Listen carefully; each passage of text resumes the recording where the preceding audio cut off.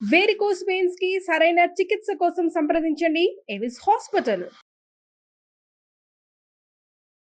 నమస్కారం, welcome to Suman TV. నేను గీతాంజలి. ప్రస్తుతం మనతో పాటు ప్రముఖ జ్యోతిషులు బ్రహ్మశ్రీ నందిభట్ల శ్రీహరి శర్మ గురువు గారు ఉన్నారు. వారితో మాట్లాడదాం. గురుగారు నమస్కారం అండి. వాగర్థావివ సంపృక్తౌ వాగర్థ ప్రతిపత్తయే జగతః పితరౌ వందే పార్వతీ పరమేశ్వరౌ. సదాశివసమారంభాం శంకరాచార్య మధ్యమాం అస్మదాచార్య పర్యంతం వందే గురు పరంపరాం. ఆదిత్యాయ చ సోమాయ మంగళాయ బుధాయ చ గురుశుక్ర శనిభ్యశ్చ రాహవే కేతవే నమః. శృంగేరి జగద్గురు పీఠాధిపతులకి, కంచి పీఠాధిపతులకి నమస్కారములు తెలియజేసుకుంటూ కార్యక్రమాన్ని ప్రారంభిద్దాం.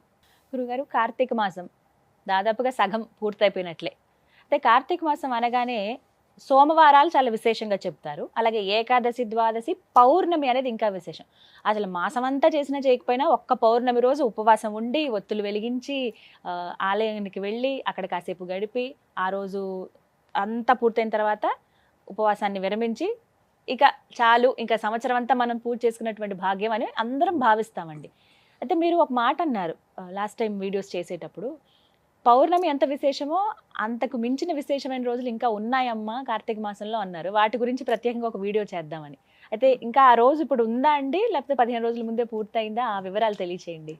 ముందుగా వీక్షించేటువంటి సుమన్ టీవీ ప్రేక్షకులకి గమనిక, ఈ కార్తీక పౌర్ణమి సందర్భంగా ఊరు ఊర వాడవాడల అందరూ కూడా భక్తి ప్రపత్తులతో దీపారాధన, ఈ యొక్క ఈశ్వరుని ఆరాధన అనేటువంటిది చేస్తూ వచ్చారమ్మా. అవును.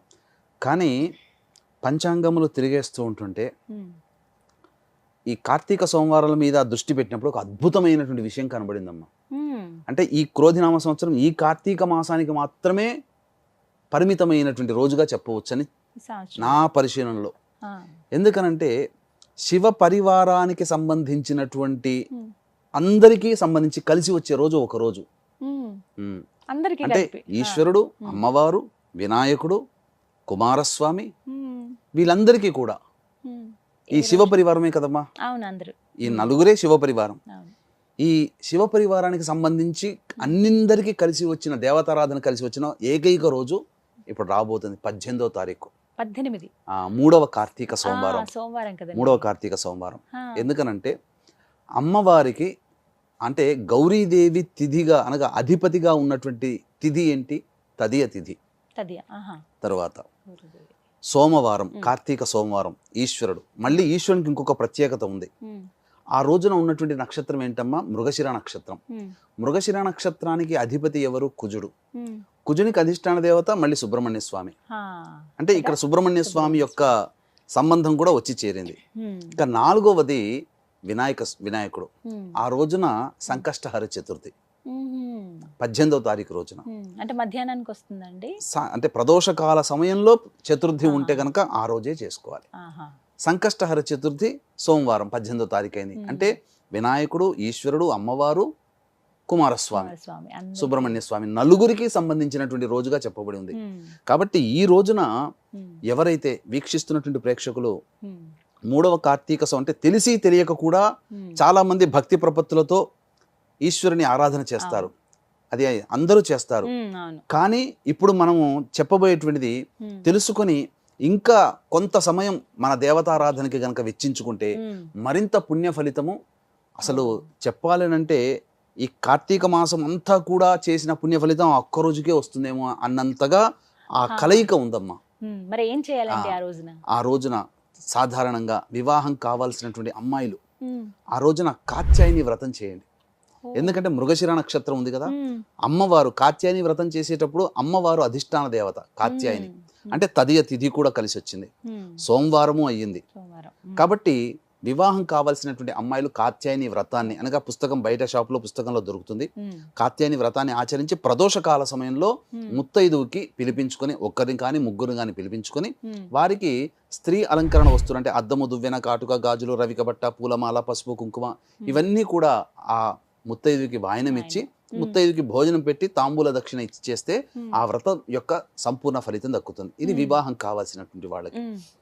ఇక ముఖ్యంగా కుజదోషం ఉన్నటువంటి వాళ్ళు కూడా ఈ కాత్యాయని వ్రతం సోమవారం చేయొచ్చు. సాధారణంగా మంగళవారం నాడు చేసుకుంటారు. కానీ ఈ సోమవారం, కార్తీక సోమవారం మృగశిర నక్షత్రము తదియ తిథి కూడా ఉన్నటువంటి కారణం చేత ఆ విధంగా చేయండి. ప్రదోష కాలంలో అమ్మ ముత్తైదుకి దానం ఇవ్వడం.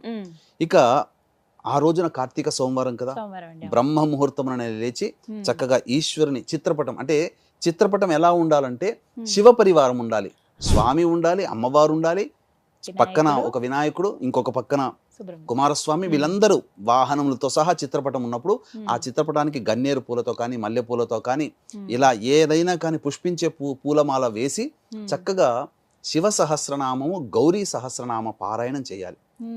తర్వాత వినాయక అష్టోత్తరము, కుమారస్వామి అష్టోత్తరము, సుబ్రహ్మణ్య అష్టోత్తరం 3 సార్లు పారాయణం చేయాలి. తర్వాత వడపప్పు, పానకము ఇవన్నీ కూడా నైవేద్యం పెట్టాలి, చలివిడి కూడా నైవేద్యంగా పెట్టాలి. ఇక కుజదోషంతో బాధపడుతున్నటువంటి వాళ్ళు సుబ్రహ్మణ్య స్వామి అనగా శివాలయానికి చేరుకుంటే ఆ శివాలయంలో శివ పరివారం అంతా ఉంటారు. గణపతి ఉంటాడు, సుబ్రహ్మణ్య స్వామి ఉంటాడు, అమ్మవారు ఉంటాడు, ఈశ్వరుడు ఉంటాడు. ఆ రోజున చక్కగా అర్చనాభిషేకాదులు ఆ దేవాలయంలో గోత్రనామాలతో జరిపించుకోవడం ద్వారా వాళ్ళ సంకల్పం అనేటువంటిది అతి శీఘ్రముగా నెరవేరుతుందమ్మా. ఈ శివ పరివారం సంబంధించిన అన్ని కలిసిన రోజు ఆ ఒక్క రోజే ఉంది, 18వ తారీఖు. ఇక మరొక్క విశేషం ఏంటంటేనమ్మా, ప్రదోషకాలం సాయంకాలం 6:30 కల్లా తదియ వెళ్ళిపోతుంది, చవితి వస్తుంది. ఆ తరువాత మధ్యాహ్నం 3 గంటలకల్లా మృగశిర నక్షత్రం వెళ్ళిపోతుంది. అంటే ప్రదోషకాల సమయానికి సూర్యాస్తమయం 6:03, 6:04 ఉంది. ప్రదోషకాల సమయానికి శివుడి నక్షత్రమైనటువంటి ఆరుద్ర నక్షత్రం ఉంది. ఇంకా విశేషం అమ్మా సోమవారం కాబట్టి ఈ ప్రదోషకాల సమయంలో ఎవరైతే ఉపవాసం అనగా పూర్తిగా ఆ రోజంతా ఉపవాసం ఉంటే మహాపుణ్యం అమ్మ. ఉపవాసం ఉండి ఈశ్వరుడికి అన్నాభిషేకం చేయించండి. చాలా ఆరుద్ర నక్షత్రం ఉన్నప్పుడు చేస్తారమ్మా. పైగా ప్రదోషకాల సమయంలో సోమవారం ఉంటుంది ఆరుద్ర నక్షత్రం కాబట్టి దేవాలయంలో చేయగలిగే అవకాశం ఏంటంటే భగభగమండే అన్నముతో కాదమ్మా, అన్నముని పూలలాగా ఉండాలి. అంటే గంజి వారిస్తే చక్కగా వస్తుంది. మనం ఇంట్లో ప్రెషర్ కుక్కర్ లో పెట్టుకుంటే ముద్ద అవుతుంది. గంజి వారిస్తే చక్కగా పలుకులుగా వస్తుంది. కాస్త ఆరబెట్టి చల్లబడ్డ తర్వాత గోరువెచ్చగా మరీ వేడిగా కాకుండా ఆ ఉన్నటువంటి దాంతో అన్నాభిషేకం చేస్తే ఆ ఈశ్వరుడు ఆరుద్ర నక్షత్రము సోమవారము ఆ కలిసి వచ్చిన రోజు మాత్రం ఇంకా మళ్ళీ రేదమ్మా. అంతటి పవిత్రమైనటువంటి రోజుగా చెప్పబడింది. ఇంకా ఆ రోజున గనక అంతా ఉపవాసం ఉండి సాయంకాల ప్రదోషకాల సమయంలో చిన్న పని గనక చేస్తే సాక్షాత్తు ఈశ్వరుని కటాక్షం లభిస్తుందమ్మా. ఏంటి గురువుగారు? తప్పకుండా వీక్షించేటువంటి సుమన్ టీవీ ప్రేక్షకుల గమనిక, ఈ యొక్క కార్తీక మాసం ఆఖరి సోమవారం నవంబర్ 25వ తారీఖు రోజున తండ్రి వైపు 6 తరాలు తల్లి వైపు 3 తరాల్లో కుటుంబంలో ఏవైనా దుర్మరణాలు ఉంటే అవి పితృదోషంగా చెప్పబడి ఉంటుంది. ఈ పితృదోషానికి గోకర్ణ క్షేత్రంలో నవంబర్ 25వ తారీఖు రోజున చేయించడం జరుగుతుంది పితృదోష నివారణ పూజలు. వీటి వల్ల కుటుంబ సభ్యుల మధ్య అవగాహన ఉండకపోవడం, పెళ్లిళ్ళు కాకపోవడం, సంతానం కలగకపోవడం, ఏ పని పూర్తి కాకపోవడం, ప్రతిదీ కూడా ఆలస్యం అవడం అనేటువంటిది జరుగుతుంది. ఈ అవకాశాన్ని ప్రేక్షకులు చక్కగా వినియోగించుకోగలరు. ఏం చెయ్యాలి ఆ సమయానికి అని అంటే అమ్మా, నిజంగా చెప్పాలంటే ఆరుద్ర నక్షత్రం అంటే సాక్షాత్తు శివ నక్షత్రం, పైగా సోమవారం నాడు కలిసి వచ్చింది కాబట్టి చంద్రమండలంలో ఆకాశంలో చంద్రుని చూడాలమ్మా. చంద్రుని గనక చూసి చంద్రుని పక్కనే అంటే ఆరుద్ర నక్షత్రం ఉంటుంది, ఆరుద్ర నక్షత్రాన్ని ఆకాశంలో దర్శనం చేసుకోవాలి. దానివల్ల ఈశ్వర అనుగ్రహం కలుగుతుంది. ఎందుకంటే ఈశ్వరుడి నక్షత్రం అది. అన్నాభిషేకం చేసి తర్వాత అర్చన జరిపించుకొని అనగా నక్షత్ర మండలంలో ఆరుద్ర నక్షత్రాన్ని దర్శించుకోవాలి. మీరందరూ అడగవచ్చు, వీక్షించే ప్రేక్షకులు కూడా, మీరంటే తెలుసుకోగలుగుతారు, మాకెలా తెలుస్తుంది అది. అయితే ఇక్కడ గమనించాల్సింది ఏంటంటేనమ్మా, చంద్రుడు ఎక్కడ ఉంటాడో, చంద్రుడు ఏ నక్షత్రంలో సంచరిస్తుంటాడో ఆ నక్షత్రం పక్కనే చంద్రుడు ఉంటాడు. ఇదొక బండ గుర్తు. ఇప్పుడు ఈ రోజు మృగశిర నక్షత్రం, ఆ రోజున మృగశిర నక్షత్రం ఉంది. సాయంకాలం ప్రదోషకాలానికి మధ్యాహ్నం 3 గంటలకే ఆరుద్ర నక్షత్రం వస్తుంది. ఆ సమయంలో చంద్రుడు కనుక ఆకాశంలో చూస్తే చంద్రుని పక్కన ఏ నక్షత్రం అయితే ఉంటాయో సమూహము, ఆ నక్షత్ర సమూహంలో ఉంటాడు. ఆరుద్ర నక్షత్రానికి ఆనుకునే చంద్రుడు ఉంటాడు. ఎందుకంటే ఆరుద్ర నక్షత్రంలో చంద్రుడు సంచరిస్తున్నాడు కాబట్టి ఇక సందేహమే లేదు. ఎలా గుర్తుపట్టడం ఆరుద్ర నక్షత్రాన్ని అంటే, ఆరుద్ర నక్షత్రం యొక్క రూపం ఎలా ఉంటుందంటే తాండవిస్తున్నటువంటి నటరాజు యొక్క స్థితి ఉంటుంది, ఇలా ఉంటుందన్నమాట. కాబట్టి మీకు ఆకాశంలో చూస్తే ఎక్కడైనా కానీ ఒక 3 చుక్కలు, 1, 2, 3 ఒక్కొక్క చుక్కకి మధ్య సమాంతరమైన డిస్టెన్స్ Gap ఉంటుంది. ఆ ఉంటుంది, 3 అవును. చుక్కలు ఒకే రేఖ మీద ఉంటుంటాయో అదే ఆరుద్ర నక్షత్రం. అంటే ఆరుద్ర నక్షత్రం చాలా నక్షత్రాల సమూహం. గుర్తుపట్టడం కోసం ఒక 3 నక్షత్రాలు ఒకే గీతలాగా వరుసగా ఉంటాయి చంద్రుడి ఇలా. పక్కగా. చంద్రుడి పక్కన అది ఆరుద్ర నక్షత్రం. ఒక్కసారి నమస్కారం చేసుకోండి.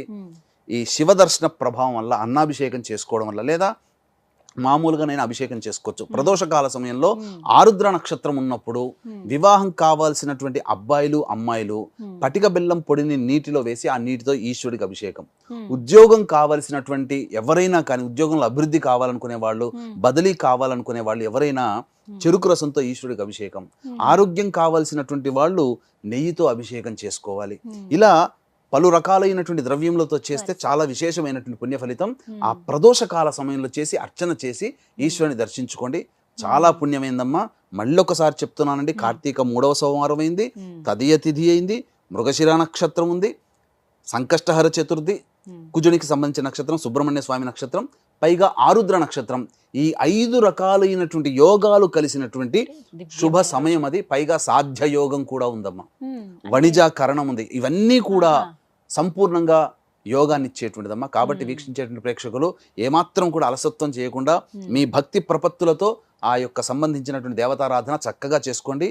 మళ్ళీ చెప్తున్నాను, కార్తీక పౌర్ణమికి ఎంతటి విశిష్టత ఉంటుందో అంతకన్నా పరమ విశిష్టత ఈ 3వ కార్తీక సోమవారం రోజున ఈ యొక్క సంవత్సరంలోనే మనకు వస్తుంది. కాబట్టి అభిషేకం చేసుకునే వీలు లేని వాళ్ళు కనీసము 720 ఒత్తులతో దీపారాధన దేవాలయంలో చేయండి. ఆ ఆరుద్ర నక్షత్రం ఉన్న సమయంలో, అనగా 6:04 నుంచి 7 గంటల లోపల ఈ యొక్క దీపారాధన చేయొచ్చు. దానములు చేసిన ఈశ్వర సమూహం ఉన్నటువంటి రోజమ్మది. దీపదానం చేయండి, ఉసిరికా దానం చేయండి, సాలగ్రామ దానం చేయండి. ఇలా మీకు మార్కండేయ పురాణం ఆ రోజు చేయండి. పౌండరీక యాగం చేసినటువంటి పుణ్య ఫలితం కలుగుతుంది. ఇలా ఏ దానము చేసినా 6:04 నుంచి 7 గంటల మధ్యలో దాన కార్యక్రమాలు, దీపములు ప్రజ్వలించడము, అభిషేకములు, అర్చనలు, ఇలా మీకు శక్తి కొలది ఏది తోస్తే, మీ భక్తికి ఏది మీ మనసు అంగీకరిస్తే ఆ పని చేయండి. తప్పకుండా మీకు ఈశ్వరానుగ్రహం కలుగుతుంది. అది మీరు అనుభవించి తీరుతారు. ఆ శివానుగ్రహం కలిగిందంటే 1,00,00,000 వంతులో 10 కోట్ల వంతు మనకు లభించిన, మనం తరతరాలు కూడా ఆనందంగా శివానుగ్రహంతో జీవిస్తామని చెప్పడంలో ఏమాత్రం సందేహం లేదమ్మా. చాలా విశేషవంతమైన రోజు అని చెప్తున్నారు కదండి. తప్పకుండా, అంటే ఒక సెంటిమెంట్ ఉంటుంది చాలా మందికి, కార్తీక మాసం అంతా చేయలేకపోయినా పౌర్ణమి లేకుంటే 3వ సోమవారం చేద్దామని. అలా చేద్దాం అనుకున్న వాళ్ళకి ఇంకా ఇంకా మీరు ఇంకా చాలా మంచి మాట అన్నారు, నాకు తట్టలేదు. ఈ పౌర్ణమి రోజున, ఎందుకంటేనమ్మా పౌర్ణమి రోజున ఊరు వాడవాడాలు అందరూ చేస్తారు, కానీ చేయలేని వాళ్ళు కూడా చాలా మంది ఉంటారు. ఆ రోజు ట్రైన్ లో ఉండేవాళ్ళు, ఆడవాళ్ళు మగవాళ్ళు వేల మంది, ఫ్లైట్ లో ఉండేవాళ్ళు, బస్సులో ప్రయాణం చేసేవాళ్ళు, సొంత వెహికల్స్ లో ప్రయాణం చేసేవాళ్ళు కార్తీక పౌర్ణమి రోజున చేయలేరుగా. అయ్యో ఆటంకాలు వచ్చిన వాళ్ళు, ఆడవాళ్ళకి ఋతుక్రమం ఆటంకాలు వచ్చి, లేదా ఎవరైనా మరణించి వచ్చి మహిళా సందర్భంలో ఉండి ఆ రోజు చేయలేని వాళ్ళందరికీ కూడా ఈ 3వ కార్తీక సోమవారం నాడు గనక చేస్తే అద్భుతమైన ఫలితం అమ్మా. ఎందుకనంటే శివ పరివారము, శివ సమూహము, శివ కుటుంబము అంతా ఒక్క రోజున చేరినటువంటి రోజమ్మది. మళ్ళీ 4వ సోమవారం లేదు.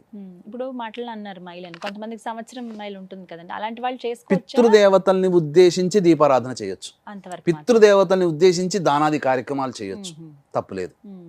అది మొత్తానికి విశేషవంతమైన, చాలా చక్కగా చెప్పారు గురుగారు. ఈ విషయం అయితే తెలియదు మాకు ఇప్పటి వరకు. మామూలుగా 3వ సోమవారం చేసుకుందాం అనుకున్నాం, కానీ ఇంత విశేషం కాబట్టి ఖచ్చితంగా అందరూ ఆచరిస్తారు ఆ రోజున ఉపవాసం చేయటం కానీ, అభిషేకాలు చేసుకోవటం, ఆరుద్ర నక్షత్ర దర్శనం అనేది. నమస్కారం గురుగారు. సర్వం శ్రీ ఉమామహేశ్వర పరబ్రహ్మార్పణమస్తు.